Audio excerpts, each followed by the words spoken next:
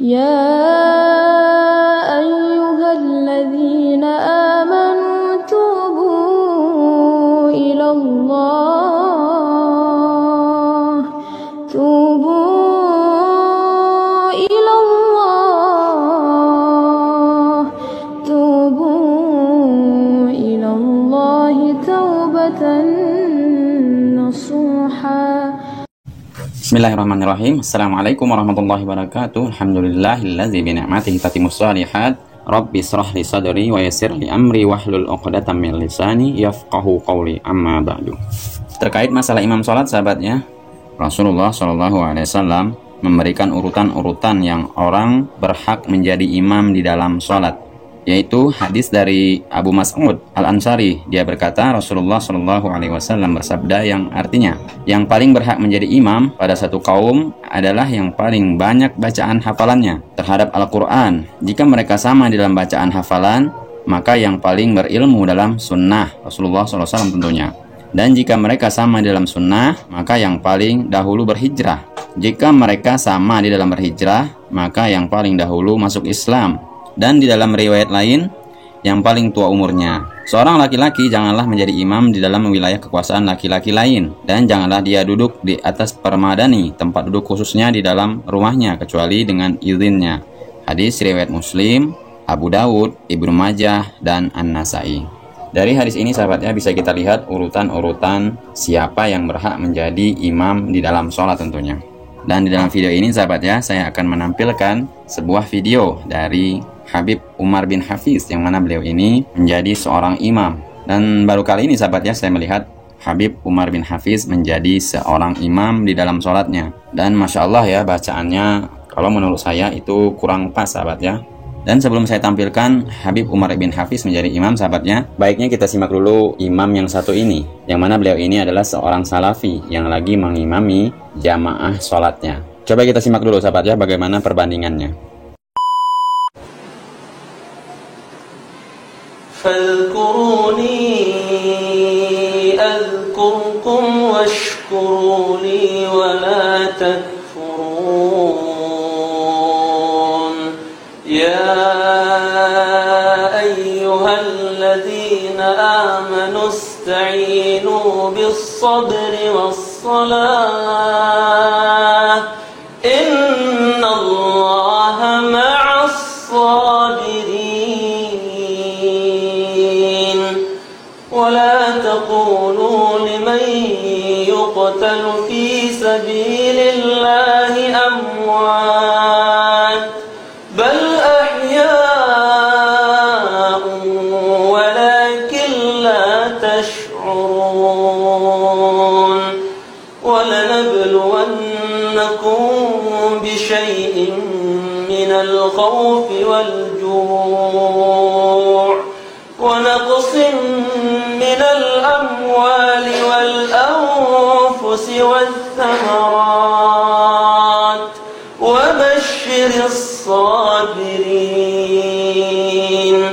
الذين إذا أصابتهم مصيبة قالوا إنا لله وإنا إليه راجعون أولئك عليهم صلوات من ربهم ورحمة وأولئك هم المهتدون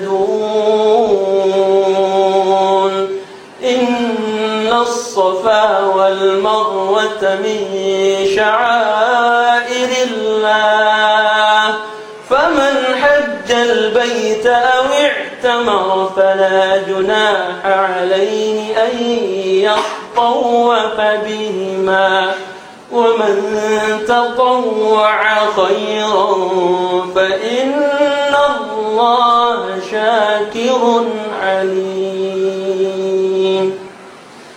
الله أكبر. Dan sekarang, sahabatnya, coba kita simak Habib Umar bin Hafiz ketika mengimami di dalam sholat jamaahnya. Coba kita simak videonya.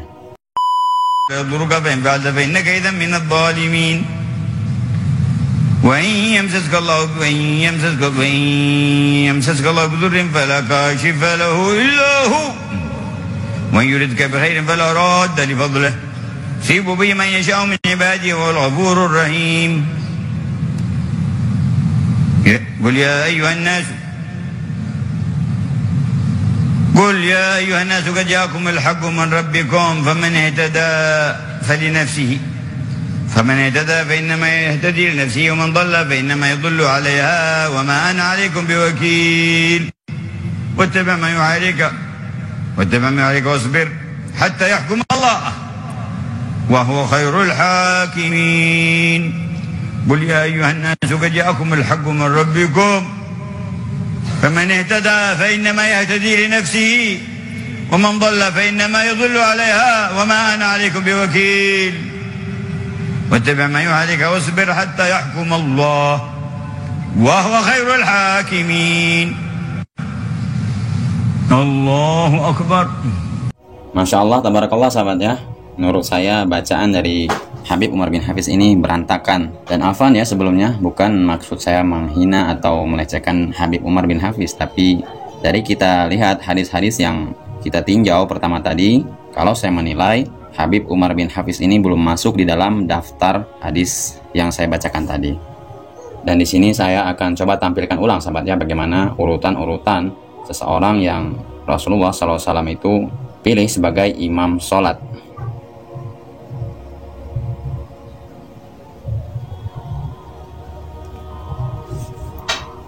Lihat hadis-hadis tersebut satu persatu, yaitu kita lihat hadis yang pertama dari Abu Mas'ud Uqbah bin Amr al-Badri al-Ansari. Dari Abu Mas'ud Uqbah bin Amr al-Badri al-Ansari radhiyallahu anhu. Dan kita bahas di sini adalah tentang kemuliaan orang yang berilmu dan bagaimanakah mereka dihormati dalam sholat berjamaah. Kemuliaan orang berilmu dan bagaimanakah mereka dihormati dalam sholat berjamaah. Rasulullah SAW itu bersabda, ya ummul qawma aqra'uhum li kitabillah. Yang mengimami suatu kaum itu adalah yang paling paham terhadap Al-Quran. Tentang masalah aqra'uhum li kitabillah, yang paling paham terhadap Al-Quran, di sini para ulama berselisih pendapat. Ada yang katakan yang paling banyak hafalannya, dan ada yang katakan yang paling paham hukum-hukumnya. Jadi ada khilaf di antara para ulama seperti itu. Jadi lihat, yang pertama kali didahulukan adalah orang yang paham kitabullah. Fa in kanu fil qiraa'ah sawa. Jika dalam masalah Al-Quran tadi sama semuanya, mungkin ada 10 orang di sini, semuanya itu sama. Yang A, yang B, yang C, semuanya sama.